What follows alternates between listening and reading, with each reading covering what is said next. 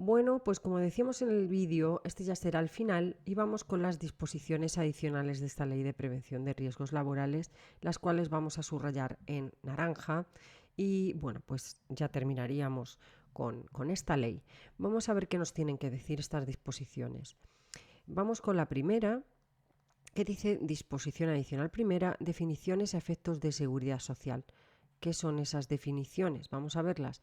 Sin perjuicio de la utilización de las definiciones contenidas en esta ley en el ámbito de la normativa sobre prevención de riesgos laborales, tanto la definición de los conceptos de accidente de trabajo, enfermedad profesional, accidente no laboral y enfermedad común, como el régimen jurídico establecido para estas contingencias en la normativa de seguridad social, continuarán siendo de aplicación en los términos y con los efectos previstos en dicho ámbito normativo. Ahora vamos con la disposición adicional segunda, que dice reordenación orgánica.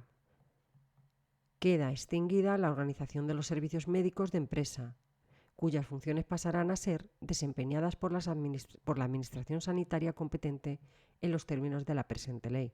Los recursos y funciones que actualmente tienen atribuidos el Instituto Nacional de Medicina y Seguridad del Trabajo y la Escuela Nacional de Medicina del Trabajo se adscriben y serán desarrollados por las unidades, organismos o entidades del Ministerio de Sanidad y Consumo conforme a su organización y distribución interna de competencias. El Instituto Nacional de Silicosis mantendrá su condición de Centro de Referencia Nacional de Prevención Técnico-Sanitaria de las enfermedades profesionales que afecten al sistema cardiorrespiratorio. Vamos a ver la disposición adicional tercera, que nos habla del carácter básico. Punto 1. Esta ley, así como las normas reglamentarias que dicta el Gobierno en virtud de lo establecido en el artículo 6, constituyen legislación laboral dictada al amparo del artículo 149.1 séptima de la Constitución española. 2. Respecto del personal civil, con relación del carácter administrativo o estatutario al servicio de las administraciones públicas, la presente ley será de aplicación en los siguientes términos. A. Los artículos que a continuación se relacionan constituyen normas básicas, en el sentido previsto en el artículo 149.1 18a de la Constitución. 2, 3, el apartado 1 y 2, 5, apartado 1, bueno, sería 2, 3, 4, 5, 12, 14, pero el 14 apartados 1 y 2, excepto remisión, etc. 15, 16, 17, 18, apartados 1 y 2, etc. Yo creo que esto es más memoria visual que otra cosa, porque fijaos, son prácticamente todos, luego se salta alguno, y todos estos pues se refieren a que los artículos que a continuación se relacionan constituyen normas básicas en el sentido previsto en el artículo 149 de la Constitución, con lo cual, bueno, pues un poco de memoria visual es la que se necesitaría aquí más que otra cosa, ¿vale? Pero bueno, es conveniente leer esos apartados pues para saber de qué se trata, ¿no? Esto también entraría dentro de esas normas y dice que tendrán este mismo carácter de normas básicas en lo que corresponda a las normas reglamentarias que dicte el Gobierno en virtud de lo establecido en el artículo 6 de esta ley. B. En el ámbito de las comunidades autónomas y las entidades locales, las funciones que la ley atribuye a las autoridades laborales y a la Inspección de Trabajo y Seguridad Social podrán ser atribuidas a órganos diferentes. C. Los restantes preceptos serán de aplicación general en defecto de normativa específica dictada por las administraciones públicas, a excepción de lo que resulte inaplicable a las mismas por su propia naturaleza jurídico-laboral. Y punto 3. El artículo 54 constituye legislación básica de contratos administrativos dictada al amparo del artículo 149.1 18a de la Constitución. Vamos con la disposición adicional cuarta. Designación de delegados de prevención en supuestos especiales. En los centros de trabajo que carezcan de representantes de los trabajadores por no existir trabajadores con la antigüedad suficiente para ser electores o elegibles en las elecciones para representantes del personal, los trabajadores podrán elegir por mayoría a un trabajador que ejerza las competencias del delegado de prevención, quien tendrá las facultades, garantías y obligaciones de sigilo profesional de tales delegados. La actuación de estos cesará en el momento en que se reúnan los requisitos de antigüedad necesarios para poder celebrar la elección de representantes del personal, prorrogándose por el tiempo indispensable para la efectiva celebración de la elección. Vamos con la disposición adicional quinta, que habla de la Fundación Estatal para la Prevención de Riesgos Laborales, o siglas FSP. El punto 1 dice que la Fundación Estatal para la Prevención de Riesgos Laborales, o FSP, de acuerdo con lo previsto en el artículo 7.1a, tendrá como finalidad la promoción de las condiciones de seguridad y salud en el trabajo, especialmente en las pequeñas empresas, a través de la gestión y el fomento de las acciones de información, asistencia técnica, formación e impulso del cumplimiento de la normativa de prevención de riesgos.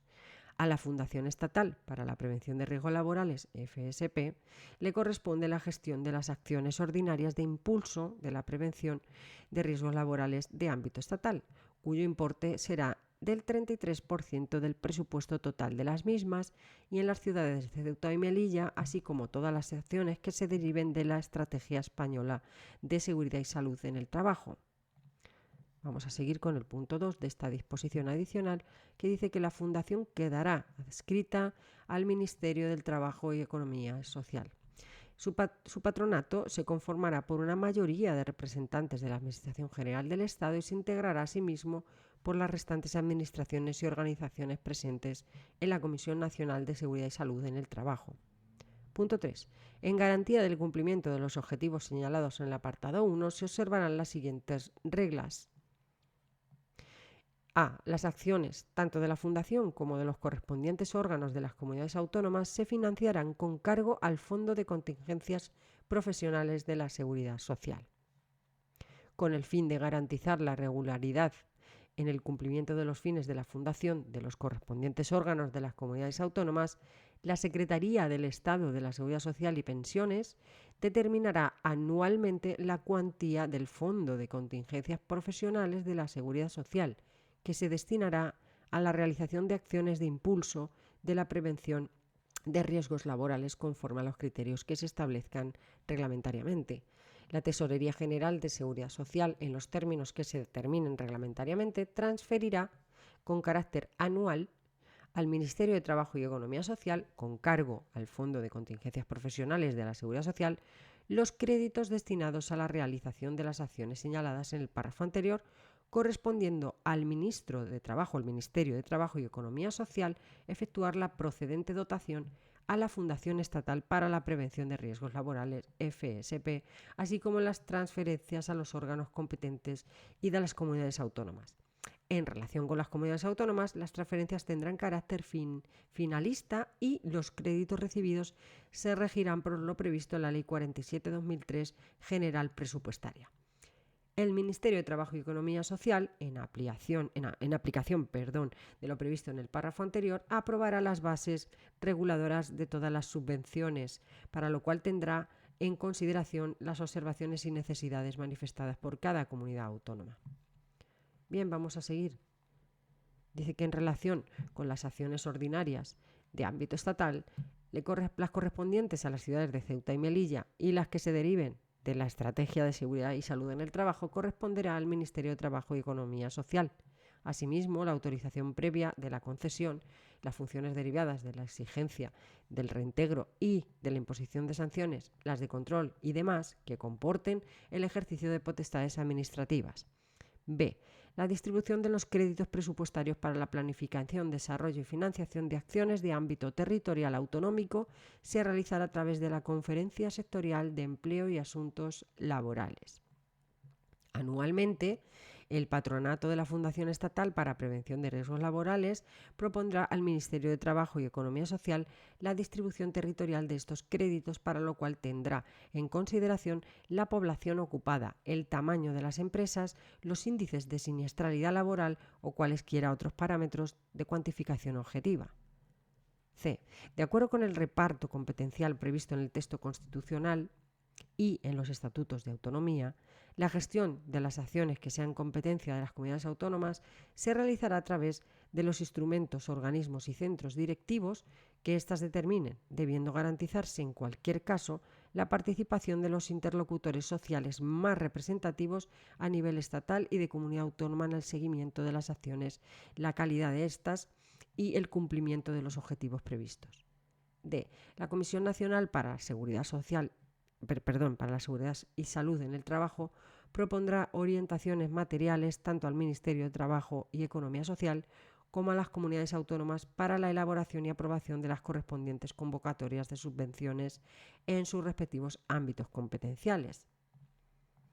La calidad, eficacia y efectividad de las actuaciones reguladas en la presente disposición se garantizará mediante su desarrollo por las organizaciones a las que se refiere el artículo 12, por las organizaciones empresariales y sindicales representativas en su ámbito sectorial correspondiente, así como por las fundaciones u otras entidades constituidas por estas y aquellas para la consecución de cualquiera de sus fines.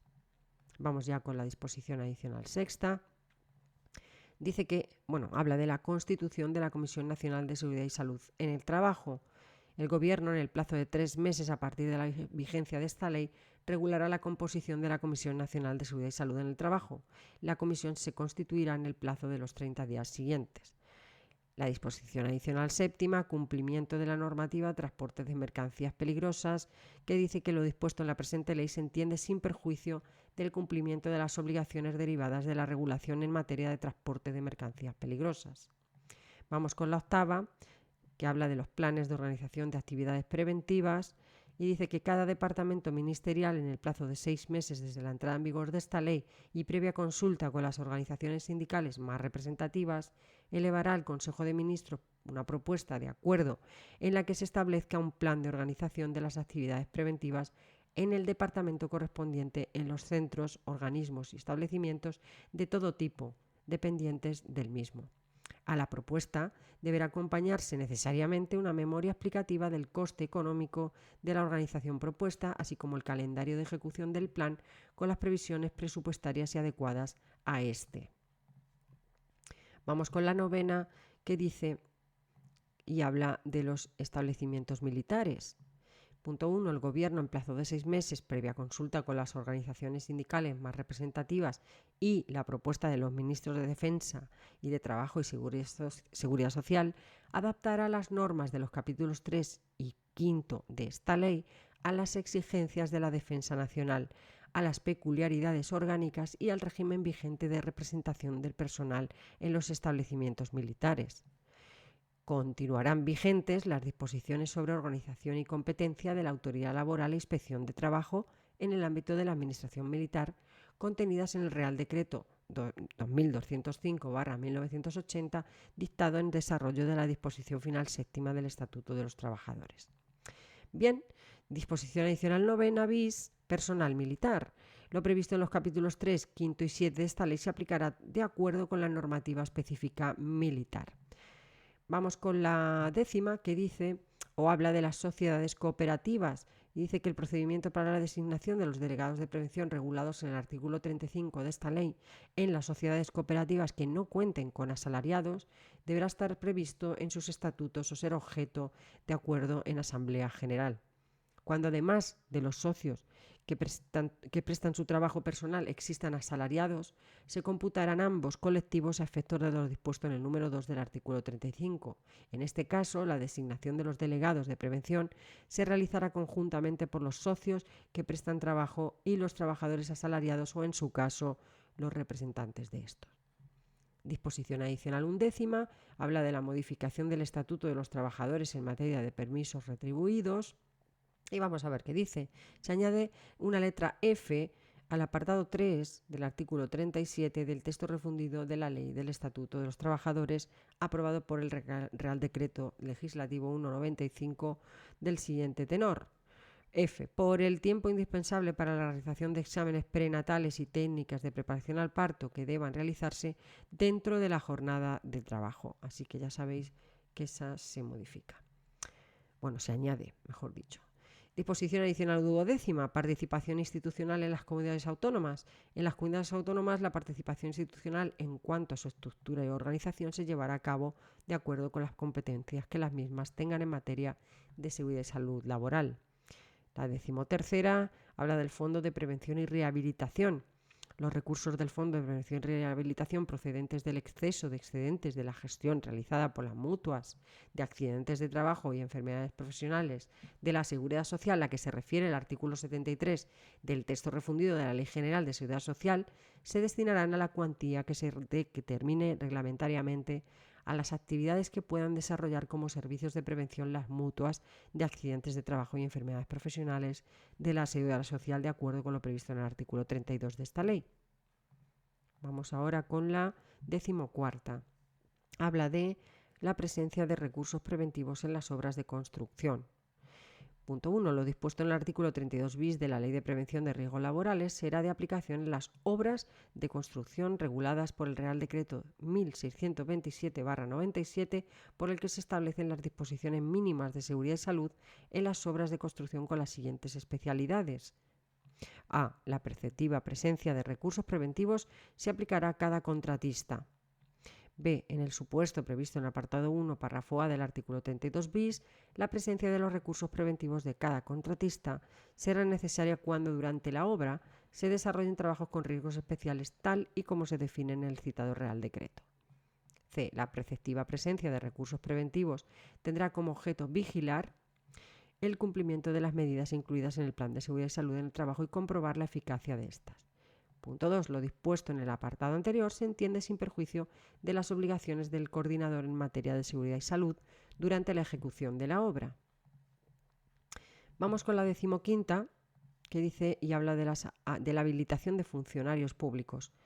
Para poder ejercer las funciones establecidas en el apartado 2 del artículo 9 de esta ley, los funcionarios públicos de las comunidades autónomas deberán contar con una habilitación específica expedida por su propia comunidad en los términos que se determinen reglamentariamente, y en todo caso tales funcionarios deberán pertenecer a los grupos de titulación A o B y acreditar formación específica en materia de prevención de riesgos laborales. Vale, vamos con la 16ª, ya estamos llegando al final. Acreditación de la formación.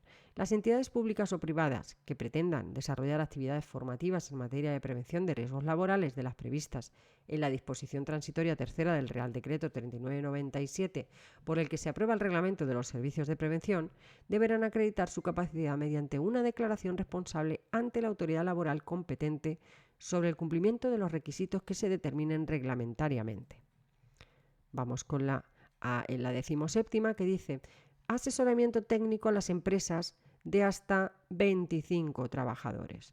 En cumplimiento del apartado 5 del artículo 5 de los artículos 7 y 8 de esta ley, el Ministerio de Empleo y Seguridad Social y el Instituto Nacional de Seguridad e Higiene en el Trabajo, en colaboración con las comunidades autónomas y los agentes sociales, prestarán un asesoramiento técnico específico en materia de seguridad y salud en el trabajo a las empresas de hasta 25 trabajadores.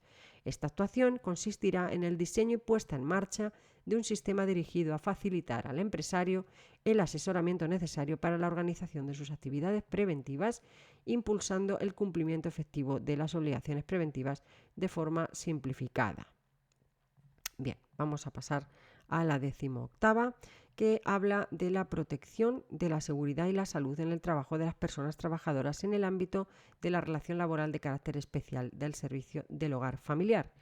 En el ámbito de la relación laboral de carácter especial del servicio de hogar familiar, las personas trabajadoras tienen derecho a una protección eficaz en materia de seguridad y salud en el trabajo, especialmente en el ámbito de la prevención de la violencia contra las mujeres, teniendo en cuenta las características específicas del trabajo doméstico, en los términos y con las garantías que se prevean reglamentariamente a fin de asegurar su salud y seguridad. Disposición transitoria primera, ya vamos con la transitoria. Esta la voy a poner con color moradito, por ejemplo, y habla de la aplicación de disposiciones más favorables. Lo dispuesto en los artículos 36 y 37 de esta ley en materia de competencias, facultades y garantías de los delegados de prevención se entenderá sin perjuicio del respeto a las disposiciones más favorables para el ejercicio de los derechos de información, consulta y participación de los trabajadores en la prevención de riesgos laborales previstas en los convenios colectivos vigentes en la fecha de su entrada en vigor. Punto 2. Los órganos específicos de representación de los trabajadores en materia de prevención de riesgos laborales que, en su caso, hubieran sido previstos en los convenios colectivos, a que se refiere el apartado anterior, y que estén dotados de un régimen de competencias, facultades y garantías que respete el contenido mínimo establecido en los artículos 36 y 37 de esta ley, podrán continuar en el ejercicio de sus funciones en sustitución de los delegados de prevención, salvo que por el órgano de representación legal de los trabajadores se decida la designación de estos delegados conforme al procedimiento del artículo 35. Punto 3. Lo dispuesto en los apartados anteriores será también de aplicación a los acuerdos concluidos en el ámbito de la función pública, el amparo de lo dispuesto en la Ley 7/1990 sobre negociación colectiva y participación en la determinación de las condiciones de trabajo de los empleados públicos. Vamos con la transitoria segunda, que dice que en tanto se aprueba el reglamento regulador de los servicios de prevención de riesgos laborales, se entenderá que las mutuas de accidentes de trabajo y enfermedades profesionales de la Seguridad Social cumplen el requisito previsto en el artículo 31.5 de esta ley. Y vamos ya con la disposición derogatoria única. Vamos a subrayarla de otro colorcito, por ejemplo de amarillo, con un punto un poquito más grueso. Disposición derogatoria única, alcance de la derogación. Quedan derogadas cuantas disposiciones se opongan a la presente ley, especialmente los artículos 9, 10, 11 y 36, apartados 2, 39 y 40, párrafo segundo, de la Ley 8/88 sobre infracciones y sanciones de orden social. B. El decreto 26 de julio del 1957 por el que se fijan los trabajos prohibidos a mujeres y menores en los aspectos de su normativa relativos al trabajo de las mujeres, manteniéndose en vigor las relativas al trabajo de los menores hasta que el Gobierno desarrollase las previsiones contenidas en el apartado 2 del artículo 27. C. También se deroga el decreto 11 de marzo de 1971 sobre constitución, composición y funciones de los comités de seguridad y higiene en el trabajo. Derogado también el título 1 y 3 de la Ordenanza General de la Seguridad e Higiene en el Trabajo, aprobadas por orden 9 de marzo del 71. En lo que no se oponga a lo previsto en esta ley y hasta que se dicten los reglamentos a los que se hace referencia en el artículo 6, continuará siendo de aplicación la regulación de las materias comprendidas en dicho artículo que se contienen en el título 2 de la Ordenanza General de la Seguridad e Higiene en el Trabajo o en otras normas que contengan previsiones específicas sobre tales materias, así como la orden del Ministerio de Trabajo del 16 de diciembre de 1987 que establece los modelos para la notificación de los accidentes de trabajo. Igualmente, continuarán vigentes las disposiciones reguladoras de los servicios médicos de la empresa hasta tanto se desarrollen reglamentariamente las previsiones de esta ley sobre servicios de prevención. El personal perteneciente a dichos servicios en la fecha de entrada en vigor de esta ley se integrará en los servicios de prevención de las correspondientes empresas cuando estos se constituyan, sin perjuicio de que continúen efectuando aquellas funciones que tuvieran atribuidas distintas de las propias del servicio de prevención. Y por último, la presente ley no afecta a la vigencia de disposiciones especiales sobre prevención de riesgos profesionales en las explotaciones mineras, contenidas en el capítulo 4 del Real Decreto 3255, por el que se aprueba el Estatuto del Minero, y en sus normas de desarrollo, así como las del Real Decreto 2857 de agosto, por el que se aprueba el régimen general para el régimen de la minería, y el Real Decreto del 2 de abril por el que se aprueba el Reglamento General de Normas Básicas de Seguridad Minera y sus disposiciones complementarias. Y vamos ya con las finales. Y concluimos. La final primera dice actuaciones de sanciones. Vamos a verlo. La cuantía de las sanciones a que se refiere el apartado 4 del artículo 49 podrá ser actualizada por el Gobierno a propuesta del Ministerio de Trabajo y Seguridad Social, adaptando a la misma la atribución de competencias prevista en el apartado 1 del artículo 52 de esta ley. Disposición final segunda, entrada en vigor. Cuando entra en vigor, la presente ley entrará en vigor 3 meses después de su publicación en el BOE. Y ya está, ya hemos llegado. Luego firma el presidente de turno y pues ha sido un vídeo largo, pero las disposiciones adicionales, finales, transitorias también son importantes según en qué partes, con lo cual creo oportunas leerlas en todas las leyes que voy a ir subiendo al canal. Esto es todo. Espero que te haya gustado, espero que te haya servido para tu estudio y sobre todo esto te va a venir muy bien a la hora de ponerte unos auriculares y estarlo escuchando si no tienes tiempo de ponerte frente al ordenador o frente a tu libro. Un saludo, hasta la próxima.